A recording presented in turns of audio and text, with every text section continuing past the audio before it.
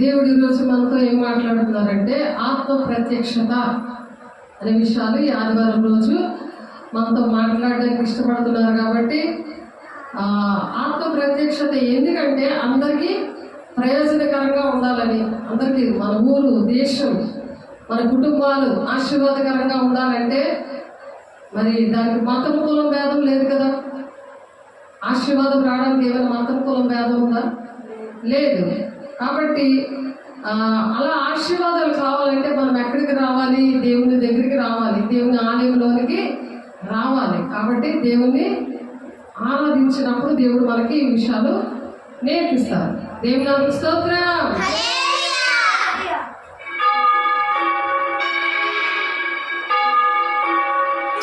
ఆలయంలో ప్రవేశించండి అందరూ, స్వాగతం సుస్వాగతం యేసు నామంలో.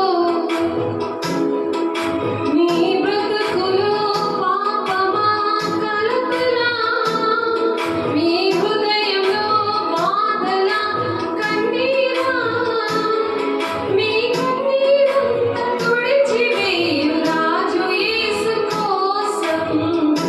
ఆలయంలో ప్రవేశించండి అందరూ, స్వాగతం సుస్వాగతం యేసు నామంలో.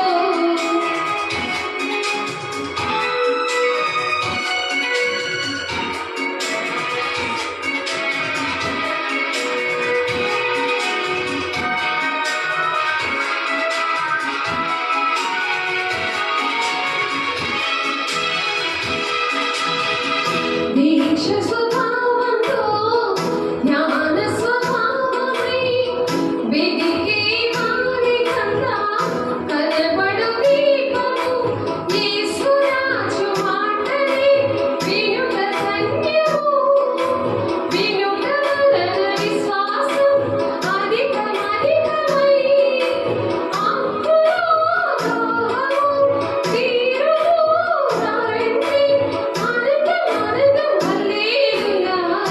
ఆలయంలో ప్రవేశించండి అందరూ, స్వాగతం సుస్వాగతం యేసు నామంలో.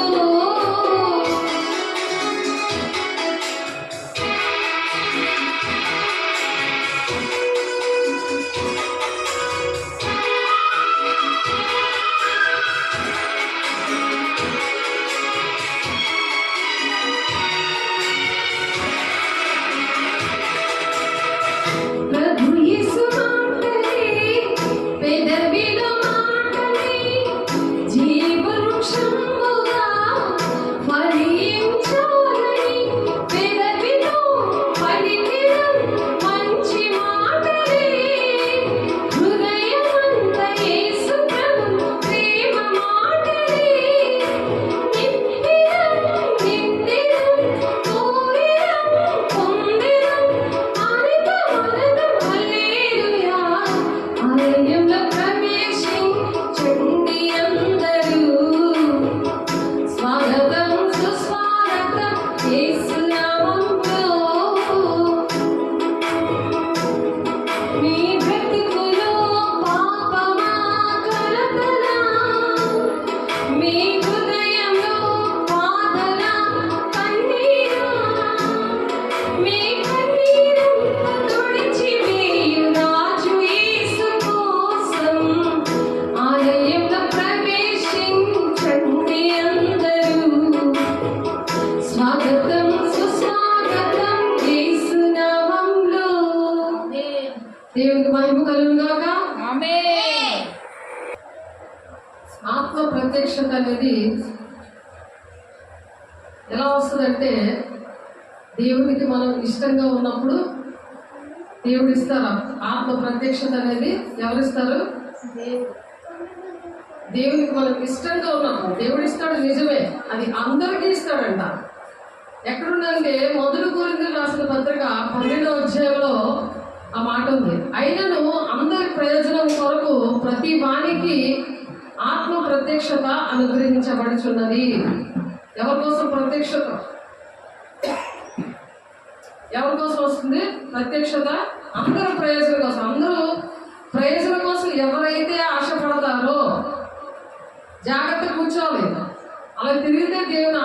ప్రత్యక్షత ఉండదు. అర్థమైందా? అందరూ ప్రయోజనం కోసం ఎవరైతే ఆలోచిస్తారో, అందరూ బాగుండాలని ఎవరైతే ఆలోచిస్తారో, అర్థమవుతుందా? ఎవరైతే ఆలోచిస్తారో వాళ్ళకి దేవుడు ఆత్మ ప్రత్యక్షత ఇస్తారట. అది ఎక్కడుంది? 1 కొరింథీయుల 12:7 ఉంది. ఇందును గూర్చి దేవుడు తనను ప్రేమించి వారి వరకు ఏవి సిద్ధపరచదో అవి కంటికి కనబడలేదు, చెవికి వినబడలేదు, మనుష్య హృదయములకు గోచరము కాలేదు అని చెప్తున్నాడు కొరింథీ పత్రికలో. మరి పౌలు గారు ఏం చెప్తున్నారంటే, ఈ ఆత్మ ప్రత్యక్షత ఉన్న వాళ్ళకి దేవుడు ప్రేమిస్తాడు. దేవుడు ప్రేమించే వారికి దేవుని గుణాలు ఏంటంటే, దేవుని గుణాలు ఏంటి? అందరూ చక్కగా మంచిగా ఉండడం. అర్థమవుతుందా? మీరు డిస్టర్బ్ చేయకూడదు, అలాంటి పనులు చేయకూడదు. చేస్తే బోల్ పని చేయదు. మీకు సరిగ్గా వినాలి, సమాధానం చెప్పాలి. సమాధానం చెప్పకపోతే మరి ఆపేస్తున్నాను. దేవుని సన్నిధిలో మన ప్రవర్తన జాగ్రత్తగా ఉండాలి. సమాధానం చెప్పాలి, సరిగ్గా వినాలి, దానికి సమాధానం చెప్పాలి. ఇప్పుడు మనం ఏం నేర్చుకుంటున్నాము? నోరిప్పాలి.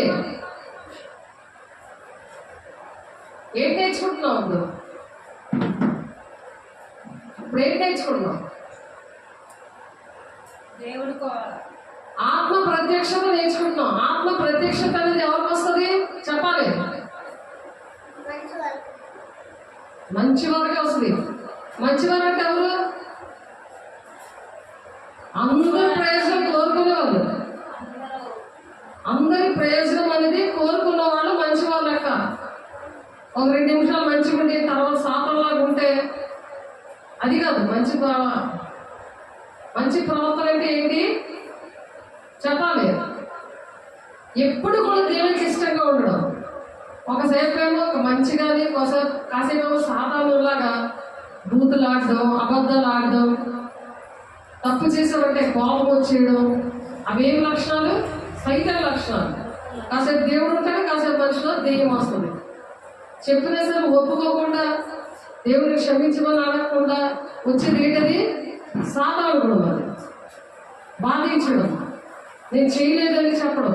దాన్ని ఏమంటారు? కాసేపు మంచి కాసేపు చెడు ఉంటే దేవుని యొక్క ప్రత్యక్షత ఉండదు. అంటే దేవుడు మాట్లాడదు వాళ్ళతోటి. దేవుని ఆలయానికి వచ్చినా వేస్ట్ అయిపోద్ది. ఎక్కడికి వెళ్ళినా సరే జయం ఉండదు. అందుకని ఏం చేయాలి? క్షమించమని పెద్దోళ్ళైనా, చిన్నోళ్ళైనా, ఆడోళ్ళైనా, ఎవరైనా సరే కృపాసింహాసనం దగ్గర మరి ఎక్కడికి వెళ్ళినా సరే దేవుని దగ్గర క్షమించమని అడగాలి.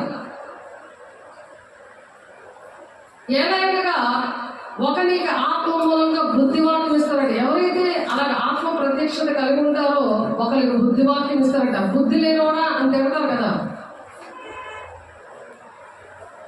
అలా బుద్ధివాక్యం ఇస్తారట. మరొకరికి ఆత్మను అనుసరించి జ్ఞానవాక్యం ఇస్తారట. ఆ జ్ఞానం లేనివాళ్ళు ఏంటంటే ఎవరు వచ్చినా తిరుగుతారు, దేవుడు వచ్చినా తిరుగుతూ ఉంటారు. అలాగా నిర్లక్ష్యం కదా. ముందే దేవుడు ముందే అన్ని పనులు చేసుకొని కూర్చోవాలి. మాట్లాడితే దేవుడు పట్టించుకుంటావు. నువ్వు నిర్లక్ష్యం ఉంటే నేను దీవిస్తాడా దేవుడు? అందరి ప్రయోజనం కోసం నేను వాడుకుంటాడా? ముందే చేసుకోవాలి. అన్ని పనులు ఎప్పుడు చేసుకోవాలి? జగన్ అవసరం అనుకో, అతను వచ్చినప్పుడు నువ్వు పనులు చేసుకున్నావు అంటే నీతో ఏమైనా మాట్లాడి దీవెలు ఇస్తాడా? నోరు లేవా? నోరు చెప్పాలి.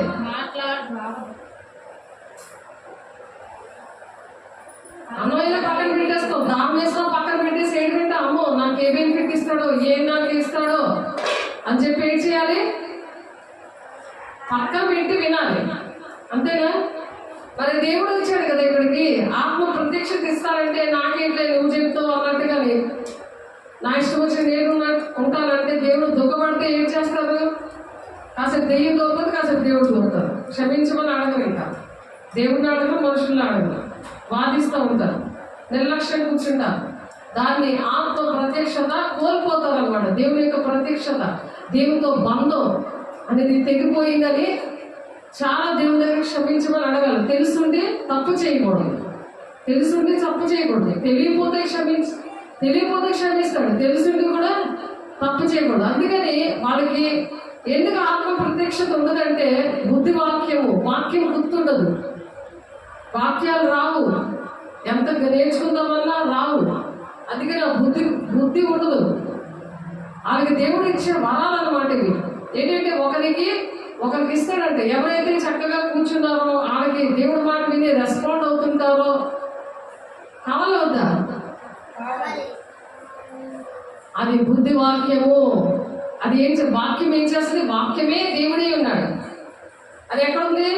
యోహాను 1:1 ఉన్నది. తెలియాలి, వాక్యమే దేవుడే ఉన్నాడు. ఎక్కడున్నది? వాక్యం గుర్తున్నదంటే అర్థమేంటి? దేవుని ప్రత్యక్షత ఉంది నా మీద, ఆలయంలో ప్రవేశించండి అని దేవుడు ఆహ్వానిస్తుంటే దేవుడు వచ్చి కూర్చోబెడితే కానీ ఆలయంలో మనం రాలేము. దేవుడి ప్రణాళికలో ఉన్నవాళ్ళు ఎవరు? దేశం కోసం, కుటుంబాల కోసం, మన గ్రామం కోసం కన్నీరు పెడతారు. వాళ్ళే నెమ్మదిగా సుఖంగా బ్రతుకుతారు, వాళ్ళ ప్రార్థనే వింటారు అంటున్నాడు. వాళ్ళే సంపూర్ణమైన భక్తి చేస్తారు. సగం భక్తి ఇంట్లోని, సగం భక్తి చర్చలోని కాదు.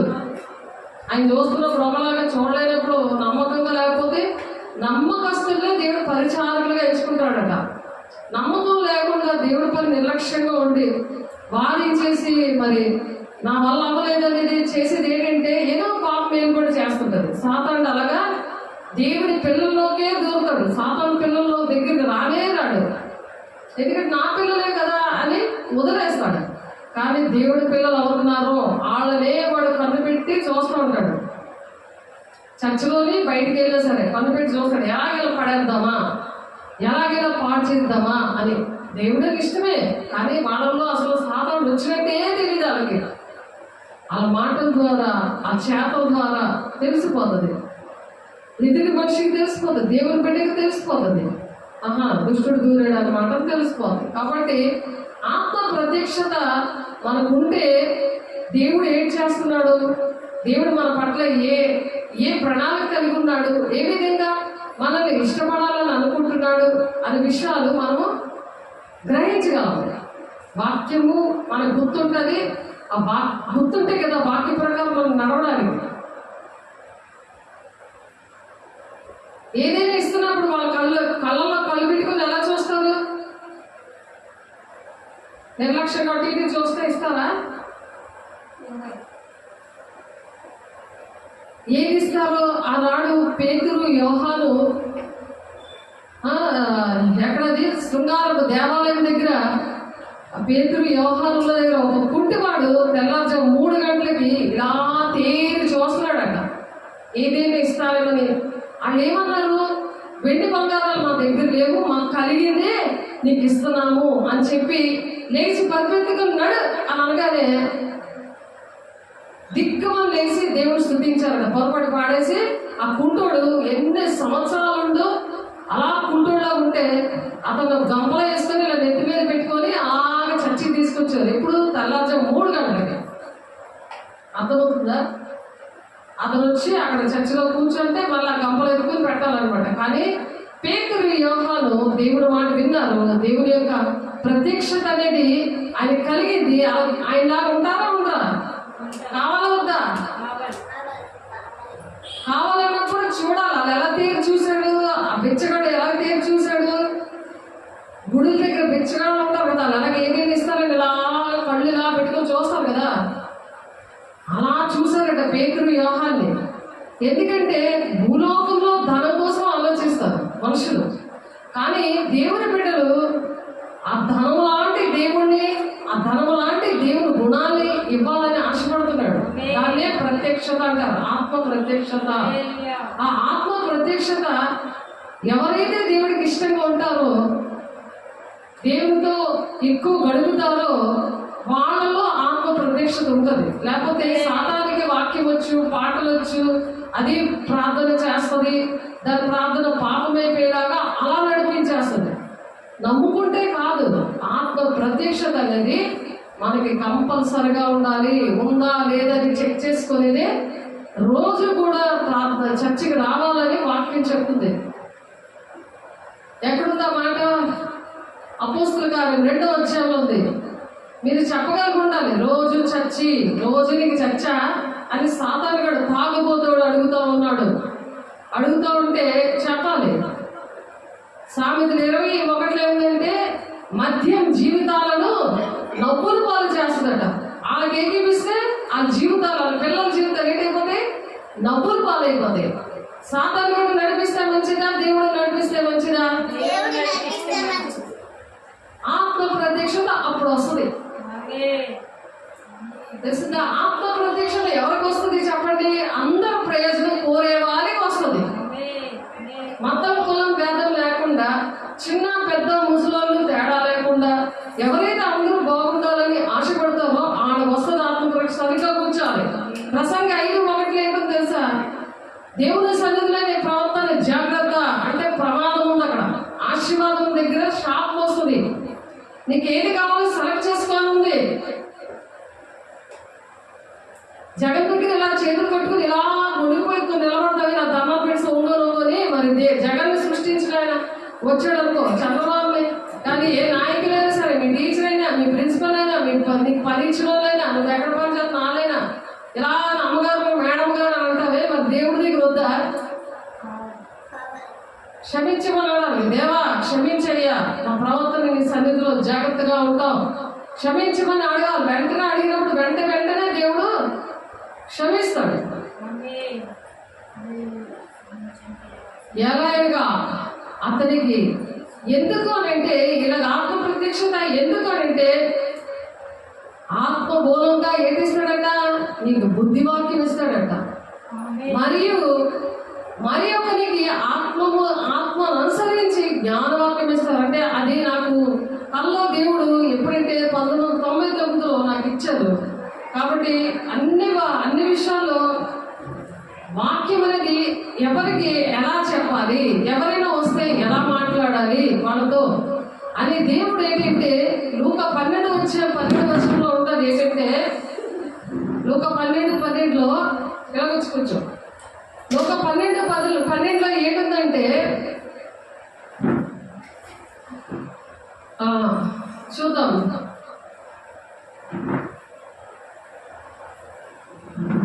ఎవరితో ఎలాగ దేవుడు మనలో ఉండి మాట్లాడతాడంట. చూడండి, లూకా 12:12. లూకా 12:12 మీరేమి చెప్పవలసినది పరిశుద్ధాత్మ ఆ గడియలోనే మీకు నేర్పిస్తాడట.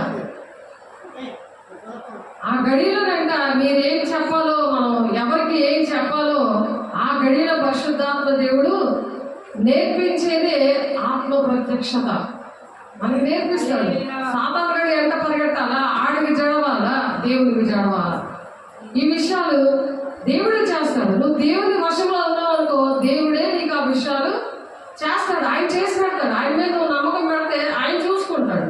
ఎందుకంటే సృష్టికర్త అయిన దేవుడు నీకు భర్త ఉన్నాడు కదా, సాతాను నీకు భర్త లేడు కదా. అలాంటప్పుడు ఎవరు చూసుకుంటారు? దేవుడు చూసుకుంటారు. ఆయన కాబట్టి చెప్పాలి. కాబట్టి మత్తయి 25:14-30 ఒక మనుష్యుడు దేశాంతరముకు ప్రయాణమై తన దాసులను పిలిచి తన ఆస్తిని వారికి అప్పగించినట్లు అతడు ఒకరికి 5 తలాంతులు ఇచ్చాడట. మరి 5 తలాంతు అంటే ఒక తలాంతు లెక్క ఎంతంటే 3,600 రూపాయలు అనమాట. అలాగే 3,600 ఒక తలాంతు విలువ. ఒక తలాంతు విలువ ఎంత చెప్పాలి? ఒక తలాంతు విలువ ఎంత? ఒక తలాంతు విలువ 3,600. ఏం చేశారు? ఒక మనుషుడు ఏం చేశాడు? దేశాంతరం వెళ్తున్నాడు. దేశాంతరమే వెళ్ళి తన దాసును పిలిచాడట. తన దాసుని పిలిచి, ఇదిగో నీకు తన ఆస్తిని వారికి అప్పగించాడట. ఆ వాంగ ఏం చేశాడు? తన ఆస్తిని అప్పగించాడు. అప్పగించి ఏం చెప్పాడు? అతను ఒకరికి 5 తలాంతులు ఇచ్చాడు, మరొకరికి 2 తలాంతులు ఇచ్చాడు, మరొకరికి మరి 1 తలాంతు ఇచ్చాడు. 1 తలాంతు అంటే లెక్క ఎంత? 3,500, 3,600 అనమాట. 5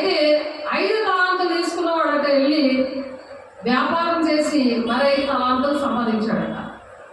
మరి రెండో కూడా ఏం చేశాడు, అలాగే 2 తలాంతులు ఇచ్చినాడు, 4 తలాంతులు చేశాడు. అంటే డబల్ బ్లెస్సింగ్. అది ఆత్మ ప్రత్యక్షత ఎవరికి ఉంటుందో అలా చేస్తారనమాట. అయితే 1 తలాంతు తీసుకున్నవాడు వెళ్ళి భూమి త్రవ్వి యజమాని సొమ్ము దాచిపెట్టాడట. ఏం చేశాడు, దాచిపెట్టాడు. వీళ్ళేమో డబల్ చేశారు. ఎందుకంటే ఆత్మ ప్రత్యక్షత దేవుడు ఇచ్చినప్పుడు అది కాపాడుకోవాలి. కాసేపు సాధారణ కాసేపు దేవుడు ఉన్నాడు అనుకో, అది పోతుంది. అది అలా ఆ దీపం ఆరిపోకుండా దేవుడు యెహోవా పెట్టిన దీపం అని ఉంది. దేవుని ఆత్మ ఏంటంటే యెహోవా పెట్టిన దీపం. కాబట్టి నీ దేహమే దేవుని ఆలయం అని మీరు ఎరుగరా అని ఉంది. ఆ దేవుని ఆలయం పాడు చేస్తే దేవుడు నిన్ను పాడు చేస్తాడు. చర్చకు వచ్చినా వేస్టే, ఎన్ని చేసినా వేస్టే. నమ్మకంగా చేయాలి. నమ్మకంగా చేసినప్పుడు వాళ్ళు పరిచారకులుగా ఎంచుతాడు. లేకపోతే ఎలా ఉంటుంది ఆలోచించండి. 1 కొరింథీయులకు రాసిన పత్రిక 3వ అధ్యాయం 16వ వచనంలో ఏంటి, నీ దేహము దేవుని ఆలయమని ఎరుగరని. నీ దేహము అలా పెట్టుకొని కాసేపు దేవుడు కాసేపు దెయ్యం అని కాకుండా ఎప్పుడు దేవుడు దేహం దేవాలయంగా మనం పెట్టుకొని ఎక్కడ అడుగు పడితే చేయమన్నమాట. ఒక్కరికి భయపెట్టే పర్లేదు. సాధారణ వస్తున్నాడంటే ఎలా కాకులా ముడుచుకొని దడే పరిగెట్టినందువలన సాధారణ వర్షంలోకి వచ్చాము. ఏం చేస్తున్నావు, పని చేయట్లేదు. పోతా ఏంటంటే తప్పు చేసినా సరే వాదించడం, దేవుడితోటే వాదించడం జరుగుతుంది. కాబట్టి ఆత్మ ప్రత్యక్షత పోతుంది. పోతే మళ్ళీ ఏం చేయాలి, మళ్ళీ క్షమించమని అడిగి అది జీవితాంతం కూడా అలాగే చెక్ చేసుకుని ఉంటేనే దేవుని రాజ్యం. ఎందుకంటే దేవుడు పరిశుద్ధుడు కాబట్టి ఆ పరిశుద్ధ పట్టణానికి వెళ్ళాలంటే సాధారణ వెంట పరిగెట్టకుండా నువ్వు దేవుడు వెంటే పరిగెట్టాలి. ఆయన చూసుకుంటాడు. ఎందుకంటే నీ దేహంలో దేవుని ఆలయం కదా, అది కొట్టడానికి సాధారణ గడికి అధికారం లేదు. అది 1 యోహాను 5:17లోని ఉంటుంది. చూద్దుగానే 1 యోహాను చాలా సార్లు చెప్పారు. 1 యోహాను 5వ అధ్యాయము 17వ వచనంలో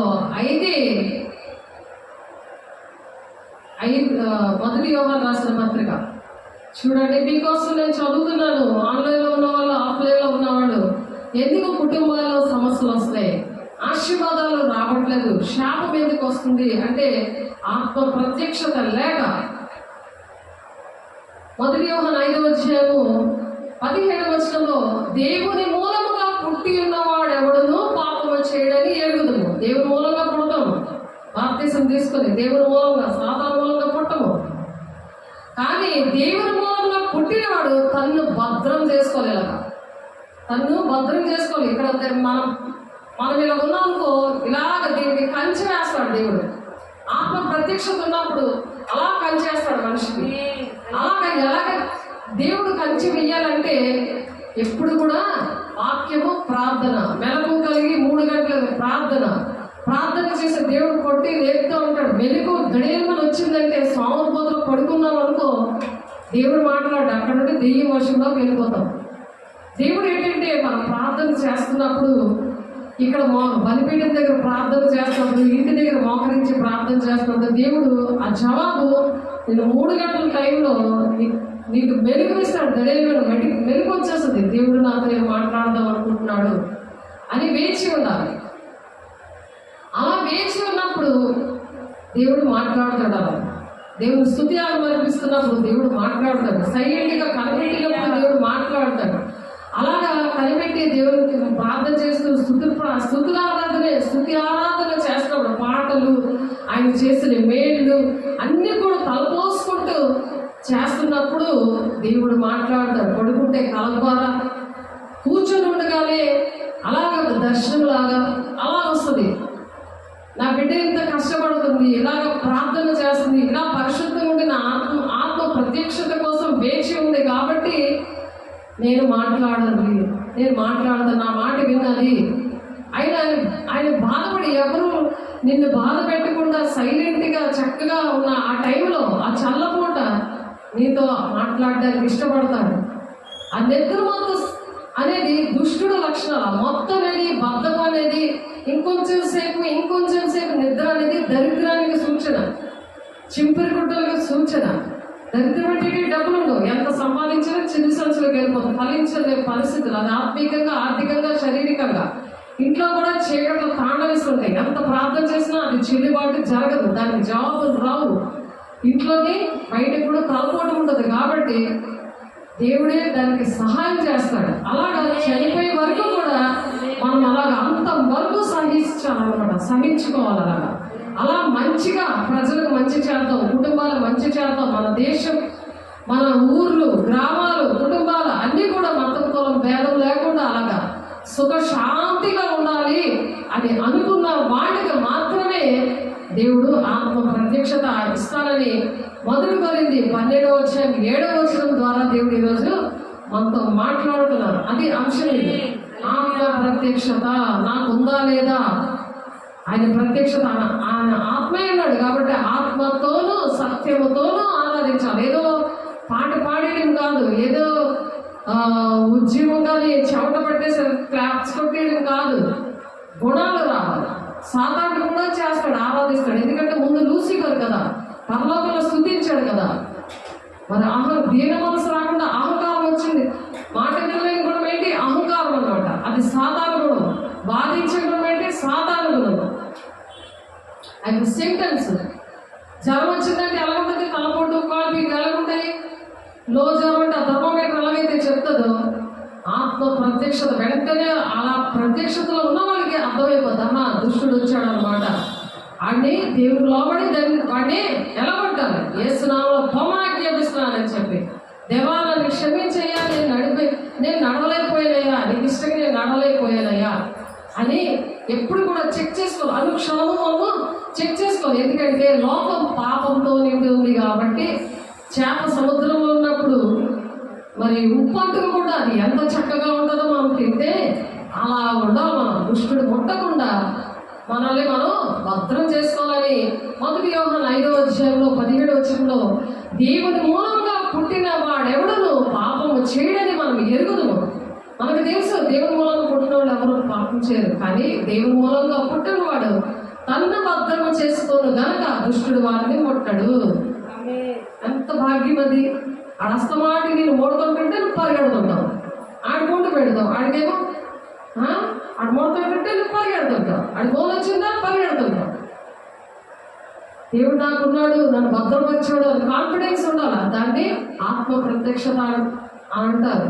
మనం దేవుని సంబంధాలు మరియు లోకమంతే దుష్టుడి ఉన్నదని ఎరుగుదుము. మనం సత్యవంతులైన వాణ్ణి ఎరగవల్లని దేవుడు కుమారుడు వచ్చి మనకు వివేకమును అనుగ్రహించున్నాడని ఎరుగుదుము. దేవుడు మనకి వివేకం అనుగ్రహించాడు కాబట్టి ఆ వివేకంతో మనం ఉండాలి. మనం దేవుని కుమారుడిని యేసుక్రీస్తునందు ఉన్నవారమే సత్యవంతుని అందున్నాం. మనం సత్యవంతుని అందున్నప్పుడు నీకు అబద్ధములకు జనకుడైన సాతాను గడుతూ నీకేం భయము? దేవుడికి భయపడాలి కదా. దేవుడు సత్యవంతుడు కాబట్టి ఆ సత్యవంతుడు నాకు ఆ సత్యవంతుడిని నేను భద్రం చేసుకున్నాను. నా మటుకు నేను భద్రం చేసుకున్నాను. ఎవరో భద్రపరుస్తారని కాదు, ఎవరి మట్టుకు వాళ్ళే భద్రం చేసుకోవాలి, దుష్టుడు కొట్టకుండా. మనము దేవుని కుమారుడిని యేసుక్రీస్తు అందున్న వారమే సత్యవంతుని అందున్నాము. ఆయనే నిజమైన దేవుడు, నిత్య జీవమునై ఉన్నాడు. నిత్యము నీకు జీవం ఉంటుంది. లేకపోతే కాసేపు మరణం ఏర్పాటు చేస్తుంది. మరణాలకు ముందు అనారోగ్యం ఏర్పాటు చేస్తాయి. అనేకమైన తెగుళ్ళు, రోగాలు ఇవన్నీ కూడా ఎందుకు వస్తాయంటే సత్యమైన దేవుడు, నిత్య జీవం ఇచ్చే దేవుని మాట వినకపోతే వచ్చేవి అన్నమాట ఇవన్నీ కూడా. అందుకే దేవుడు మనల్ని చిన్న పిల్లలారా విగ్రహముల జోలికి పోకుండా జాగ్రత్తగా ఉండండి అంటే, ఎవరినైతే నువ్వు ఎక్కువగా భయపడుతున్నావో, ఎవరి కోసమైతే ఎక్కువ నువ్వు కలవరం పడుతున్నావో, ఎవరి కోసమైతే నువ్వు టైమింగ్ దేవుడికి చెప్తున్నావో, వాళ్ళు ఎలాగుంటారంట? వాళ్ళు విగ్రహంగా చేసుకున్నట్టు లెక్క. విగ్రహం అంటే దేని ఎక్కువగా ప్రేమిస్తారో దాని విగ్రహం అనమాట. అది టీవీ కావచ్చు, సెల్ ఫోన్ కావచ్చు, మనిషే కావచ్చు, టైమే కావచ్చు, లేకపోతే ఉద్యోగం కావచ్చు, ఏదైనా సరే. చిన్నపిల్లలారా విగ్రహంలో జోలికి పోకుండా జాగ్రత్తగా ఉండండి అని చెప్తున్నారు. ఆ విగ్రహాలు ఏంటంటే, నేను తప్ప వేరొక దేవుడు నీకు ఉండకూడదు, పైన ఆకాశం అందే కానీ, కింద భూమి అందే కానీ, భూమి కింద నీడ అందే కానీ దేని రూపాన్ని కూడా విగ్రహంగా చేసుకోకూడదు. ఏదైనా సరే అది దేవుని రూపాలు కూడా విగ్రహంగా చదివి దానికి వాటికి సాగిల పడకూడదు, వాటిని పూజించకూడదు. అంటే సాగిలు పడకూడదు ఏంటి? వాళ్ళ మాట వినేయడం, బోర్లో పడుకోవడం, వాళ్ళ దగ్గరికి వెళ్ళిపోయి ఉడుక్కుంటా పడుకొని ఉండడం, ఫోన్ వచ్చినా సరే ఎత్తకపోవడం, అది గద్దించాలి. మూర్ఖుల గీతాలలో వేరే ఉండమంటున్నారు, గద్దించాలా. సాధారణ నా వెనక్కి వెళ్ళిపోతే పేదరితో ఎలా చెప్పారు? యేసయ్య తండ్రి చిత్తాన్ని నెరవేర్చకపోతే మనం తండ్రి చిత్తాన్ని నెరవేర్చకపోతే దేవుడు రాజ్యం ఉండదు, అది కోల్పోతాం. ఎత్తబడే గుంపులో ఉండదు ఎంత భక్తి చేసిన. అందుకే ఐదుగురు బుద్ధిగల కన్నికలు ఏం చేశారు? బుద్ధిగల కన్నికలు దేవుడు బిడ్డలే, కానీ వాళ్ళు అలాగే ఎలాక్ట్గా లేరు, సిద్ధంగా లేరు, అందుకని ఉండిపోయారు. అలాగా సగానికి సగం మంది ఉంటారు. 10 మందిలో 5 వెళ్ళారు, 5 ఉండిపోరు. అంటే సగానికి సగం మంది భూలోకంలో ఉండిపోతారు దేవుడి పిల్లలే. అది ఆత్మ ప్రత్యక్షత ఒకవేళ ఉండకపోతే వచ్చే నష్టం. కాబట్టి ఆత్మ ప్రత్యక్షత ఉన్నప్పుడు ఏంటుంటుందట? బుద్ధివాక్యము, మరి ఒకరికి ఆత్మానుసరించే జ్ఞానవాక్యము, మరి ఒకరికి ఆత్మ వివేచన వల్లే విశ్వాసము, మరి ఒకరికి ఆ ఒక్క ఆత్మ వల్లనే స్వస్థత వస్తుందట, మరి ఒకరికి అద్భుత కార్యములు చేసే శక్తి వస్తుందట, మరి ఒకరికి ప్రవచన వరం వస్తుందట, మరి ఒకరికి ఆత్మల వివేచన అంటే ఆడలో ఏ ఆత్మ ఉంది? మనిషి ఆత్మ ఉందా? దేవుని ఆత్మ ఉందా? దెయ్యమాత్మ ఉందా? లేకపోతే బ్రహ్మచ ఆత్మ ఉందా? ఇవన్నీ ఆత్మ ప్రత్యక్షత. ఎవరున్నారో వాళ్ళలో ఆ మాటలు బట్టి, వాళ్ళ లైఫ్ స్టైల్ బట్టి, వాళ్ళు ఎవరికి సాతాను కొనుక్కుపోతున్నారా, దేవుడు కొనుక్కుపోతున్నారా? నీతిమంతులు సింహంలో ధైర్యంగా ఉంటారన్నారు. వాళ్ళు పిరిగితనం ఎందుకు ఆదరించింది? పిరిగితనం అనే లిస్టులోని ఫస్ట్ నరకానికి వెళ్ళే లిస్టులో ఫస్ట్ పిరికి వాళ్ళు లిస్ట్ ఉంది. ఫస్ట్ పిరికి వాళ్ళు, అవిశ్వాసులు, మరి వాళ్ళందరూ కూడా నరకానికి వెళ్ళే లిస్టులో ఉన్నారు. అయినా వీటినన్నిటినీ ఆత్మ ఒక్కటే తన చిత్తము చెప్పిన ప్రతి వారికి ప్రత్యేకంగా పనిచేస్తాడట, కార్యశక్తి కలిగజేస్తాడట. ఎలాగనగా శరీరమే ఏకమై ఉన్నది, అనేకమైన అవయవాలు కలిగి ఉన్నదో, ఎలాగూ మరి ఒకరికి ప్రవచన వరము, మరి ఒకరికి ఆత్మల వివేచన వరము, మరి ఒకరికి నానా భాషలు, మరి ఒకరి భాషల అర్థంలో చెప్పే వరం, ఇవన్నీ కూడా ఏంటంటే దేవుని యొక్క శరీరంలో అవయవాలుగా నిలబడతాయి. అంటే సంఘంలో ఆలయానికి వచ్చి ఆత్మ ప్రత్యక్షత ఎవరికైతే కావాలనుకుంటున్నారో వాళ్ళు ఎలాగుంటారట? శరీరము ఏకంగా ఉంటుందట, ఏక మనసుతో అనేకమైన అవయవాలు కలిగి ఉంటారట. ఎలా శరీరం యొక్క అవయవాలు అనేకములై ఉన్నాను, ఒక్క శరీరమై ఉన్నాము, అలాగే క్రీస్తు కూడా అలా ఉన్నాడు. ఆ క్రీస్తు యేసుని కలిగిన మనసు మీరు కూడా కలిగి ఉండండి అని చెప్తున్నారు. ఒక్క ఆత్మ అంటే బాప్తిసం పొందినవి మనమందరం ఒక్క ఆత్మను పాలన చేసిన వారమే ఉన్నాము అంటున్నాడు. అందుకని ఒక్కరమే మనం ఒక్క ఆత్మను మనం పాలన చేస్తున్నాం అన్నమాట. ఒక్క ఆత్మను, అదే ఆత్మ ప్రత్యక్షత అంటే. కాబట్టి మరి దేశాంతరం పోయి మరి తలాంతులు ఇచ్చినప్పుడు ఆ తలాంతులు ఎలాగా అవుతుందంటే, ఆ తలాంతులు ఆత్మ సంబంధమైన వరాలు మీకు 2 కొరింథీయులు 12వ అధ్యాయంలో ఉంది కదా. ఇందాక 2వ కొరింథీయులు రాసిన 1 కొరింథీయులు రాసిన పత్రికలో మనం చూసాం. ఏంటది? 1 కొరింథీయులు రాసిన పత్రిక 12వ అధ్యాయం 7వ వచనంలో ఆత్మ ప్రత్యక్షత అందరూ ప్రయోజనం కోసము ఎలాగైతే పంచి ఇచ్చారో అలాగా తలాంతులు కూడా దేశాంతరం పోయి ఆ విధంగా ఇచ్చారని ఒక ఉపమానంగా ఏం చెప్తున్నారు. అయితే బహుకాలమైన తర్వాత ఆ దాసుడు యజమానుడు వచ్చాడంట, వారి వద్ద లెక్క చూసుకోవడానికి వచ్చాడంట. అప్పుడు 5 తలాంతులు తీసుకున్నవాడు మరి 5 తలాంతులు తెచ్చి, అయ్యా నీవు నాకు 5 తలాంతులు అప్పగించితివే, అవియోగాక మరి 5 తలాంతులు సంపాదించిదని చెప్పాడట. అతని యజమానుడు, అలా నమ్మకమైన మంచి దాసుగా, నీవి కొంచెంలో నమ్మకముగా ఉంటివి, నిన్ను అనేకమైన వాటి మీద నియమించదును, నీ యజమానుని సంతోషంలో పాలు పొందమని అతనితో చెప్పాడు. ఎవరైతే దేవుని విషయంలో ఆత్మ ప్రత్యక్షత అనుగ్రహించుకో అది పొందుకొని ప్రజలందరి కోసం ఎవరైతే మంచిగా మరి దేశం బాగుండాలని, ప్రతి కుటుంబం బాగుండాలని ఎప్పుడైతే అలా ఆలోచిస్తారో దేవుడు వాళ్ళకి దేవుని యొక్క సంతోషంలో పాలు దయచేస్తాడట. ఈ ఉపమానం యొక్క భావం అది. అలాగే 2 తలాంతులు తీసుకున్నవాడు వచ్చి, అయ్యా నీవు నాకు 2 తలాంతులు అప్పగించితివే, 2 తలాంతులు అప్పగించితివే, కొంచెంలో నమ్మకంగా ఉంటివి, నేను అనేకమైన వాటి మీద నిన్ను నియమిస్తాను అంటున్నాడు. కొంచెంలో మనం నమ్మకంగా ఉండాలా? ఎప్పుడైతే మరి యజమానుడు అలా చెప్తున్నప్పుడు మరి దేవుడు మనల్ని కూడా కొంచెంలో నమ్మకం ఉన్నప్పుడు దేవుడు అంట అనేక మందికి దీవెనకరంగా ఆశీర్వాదకరంగా ఉంచుతాడు. అలాగా అది దేవుడు ఇక్కడ ఆశపడతాడు. తర్వాత 1 తలాంతు తీసుకున్న వాడు వచ్చి, అయ్యా నేను వెక్కనే చోట పోయివాడు, చల్లని చోట పంట ఉంచుకున్నవాడు నైనా కఠినమైన నేను ఎరుగుదును కనుక నేను భయపడి వెళ్ళి నీ తలాంతులు భూమిలో దాచిపెట్టి తిని ఇదిగో నీది నీవు తీసుకోవాలని చెప్పాడు. చూడండి, నమ్మకం లేకుండా, దేవుడి మీద నమ్మకం లేనప్పుడు అలాగా దేవుడిచ్చిన ఆశీర్వాదాలు దాచిపెట్టుకుంటారు. అది డబ్బులే కావచ్చు, దేవుని వరాలే కావచ్చు, దేవుని ప్రత్యక్షతే కావచ్చు, వాడకుండా వదిలేస్తే నీళ్ళైనా పాడైపోతాయి. బండి ఏ వస్తువైనా సరే పాడైపోతుంది. అలాగే ఆత్మ ప్రత్యక్షత కూడా లేకుండా మరి సాధారణ ప్రత్యక్షత అక్కడ ఉంటుంది. దేవుడి మీద నమ్మకం లేనప్పుడు మనుషుల మీద కూడా నమ్మకం ఉండదు, సేవకుల మీద నమ్మకం ఉండదు, ఇంట్లో కూడా నమ్మకం ఉండదు. అలాగా దేశం ఎప్పుడు పాడైపోదు అని భయం భీతితో నడవలసి వస్తుంది. అట్లయితే నీవు నా సొమ్ము సావుకాలి వద్ద ఉంచవలసి ఉండేను, నేను వచ్చి వడ్డీతో కూడా నా సొమ్ము తీసుకొని ఉందినే అంటున్నాడు. వడ్డీ నేను తీసుకుంటాను కదా, నువ్వు షాప్ దగ్గర పెట్టావు కదా, ఎందుకు ఇలా వేస్ట్ చేసావు అంటే, అది దేవుడు ఏది ఇచ్చినా సరే, మనకి ఏ వస్తువు ఇచ్చినా, ఏ ఆశీర్వాదం ఇచ్చినా అది మనం వాడకపోతే ఇంకొకరికి ఇవ్వాలి. అలాగా పాడు చేయకూడదు. ఆ వస్తువును కానీ ఆ మనిషిని కానీ నువ్వు వాడబడలేనప్పుడు ఎవరు మీ ఇంట్లో వాడబడుతున్నారో వాళ్ళని ఇబ్బంది పెట్టకూడదు.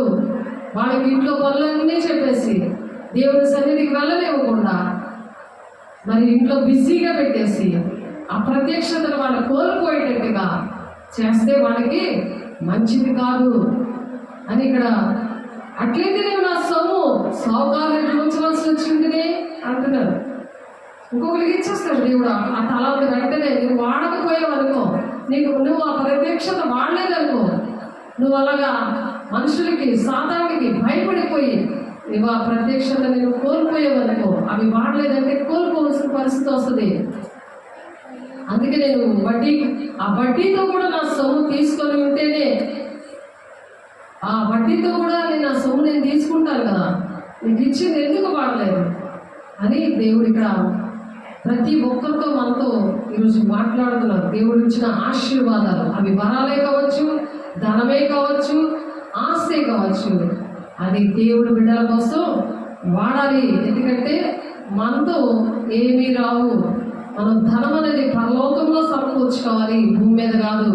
కాబట్టి ఇక్కడ అన్నీ కూడా లైవ్ అయిపోతుంది. పంచ వేండ్రములతో ఈ భూమి అంతా లైవ్ అయిపోతుంది. కాబట్టి దేవుడు వచ్చే రాకడ సూచనలు ఉన్నా కాబట్టి ప్రతి పరిస్థితులు కూడా మనం అర్థం చేసుకొని ఆ తలాంతులు వారి అర్థాన్ని తీసివేసి 10 తలాంతులు గల వాళ్ళకి ఇచ్చేసాడు. అందుకనే మొదటి ప్రేమ మీరు మర్చిపోయారు అని చెప్పి ప్రకటన 2:1-3 సంఘములతో ఆత్మ చెప్పుచున్న మాట చెవిగలవాడు వినుడుగా. కానీ దేవుని యొక్క ప్రేమ లేని వాళ్ళు ప్రత్యక్షత అనుభవించలేరు, దేవునికి ఇష్టంగా నడవలేరు, నమ్మకంగా ఉండలేరు.